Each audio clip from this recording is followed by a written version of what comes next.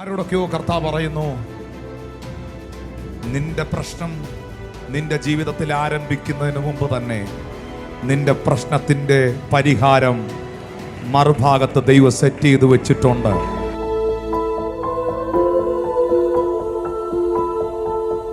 അബ്രഹാമിന്റെ വീട്ടിൽ നിന്നും ഹാഗാറിനെയും ഇസ്മായേലിനെയും ഒരു തുരുത്തിയിലെ വെള്ളവും കൊടുത്ത് അബ്രഹാം ഇറക്കി വിടുകയാണ്.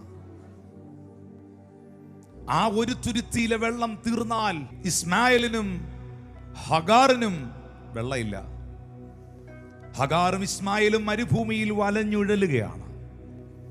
കൃത്യമായി കൊടുത്ത തുരുത്തിയിലെ വെള്ളം തീർന്നു. എൻ്റെ ഭാഷയിൽ പറഞ്ഞാൽ അബ്രഹാമിൻ്റെ വീട്ടിൽ നിന്ന് കിട്ടാനുള്ള അവസാനത്തെ ഉറവയും അടഞ്ഞു. പക്ഷേ പൈതൽ പൊട്ടിക്കരയുമ്പോൾ, തൊണ്ട വരണ്ട് മരിക്കാറാകുമ്പോൾ, ഹാഗാർ തിരിഞ്ഞു നോക്കുന്ന സാഹചര്യത്തിൽ ഒരു സാധ്യതയുമില്ലാത്ത മരുഭൂമിയിൽ ഒരു നീരുറവ അവൾ കാണുകയാണ്.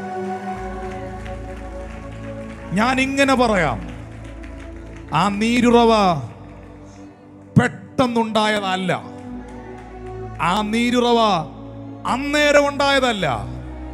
ആ നീരുറവേ ദൈവം മുന്നമേ സെറ്റ് ചെയ്ത് വെച്ചതാണ്.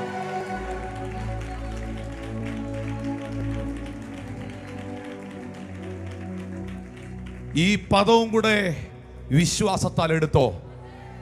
നിന്റെ മുൻപിൽ ഏതെങ്കിലും ഒരു ഉറവ അടയുന്നെങ്കിൽ നീ അറിയാത്ത മറ്റൊരു ഉറവ ദൈവം നിന്റെ മുമ്പിൽ തുറന്നു വെച്ചിട്ടുണ്ട്.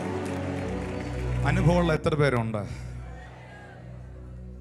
ദൈവം ചില കാര്യങ്ങളിൽ നോ പറഞ്ഞപ്പോൾ, ചില കതകുകൾ നിന്റെ മുമ്പിൽ വലിച്ചടച്ചപ്പോൾ, നീ പ്രതീക്ഷിച്ച ചില ജനാലകൾ നിന്റെ മുമ്പിൽ കൊട്ടിയടച്ചപ്പോൾ, നിന്റെ തുരുത്തിയിലെ അവസാനത്തെ വെള്ളവും തീർന്നപ്പോൾ, നീ കണ്ടിട്ടില്ലാത്ത അറിയാത്തൊരു ഉറവ കർത്താവ് തുറന്നെങ്കിൽ ശ്രദ്ധിച്ചോ. പ്രശ്നമല്ല ആദ്യം ഉണ്ടായത്, പരിഹാരമാണ്. അടുത്തിരിക്കുന്ന ആളോട് പറഞ്ഞ്, പ്രശ്നമല്ല ആദ്യം ഉണ്ടായത്, പരിഹാരമാണ്.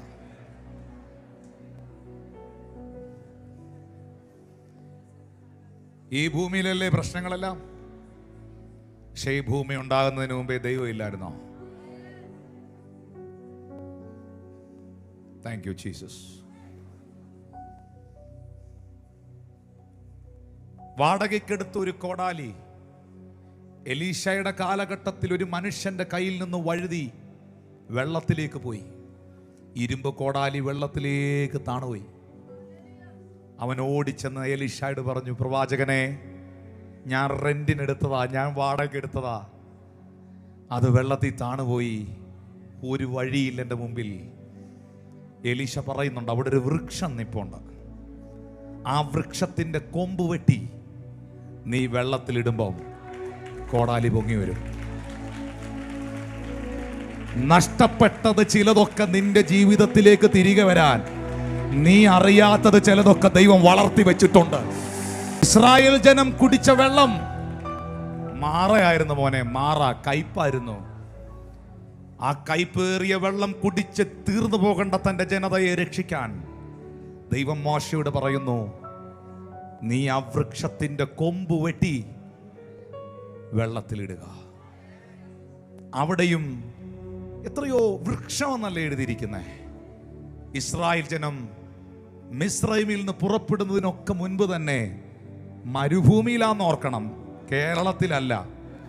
മരുഭൂമിയിൽ ആ ചുട്ടുപൊള്ളുന്ന സ്ഥലത്ത് അവരറിയാതെ അവർക്ക് വേണ്ടി ഒരു മരത്തെ ദൈവം വളർത്തിക്കൊണ്ട് വന്നിരുന്നു. ആരോടൊക്കെയോ കർത്താവ് പറയുന്നു,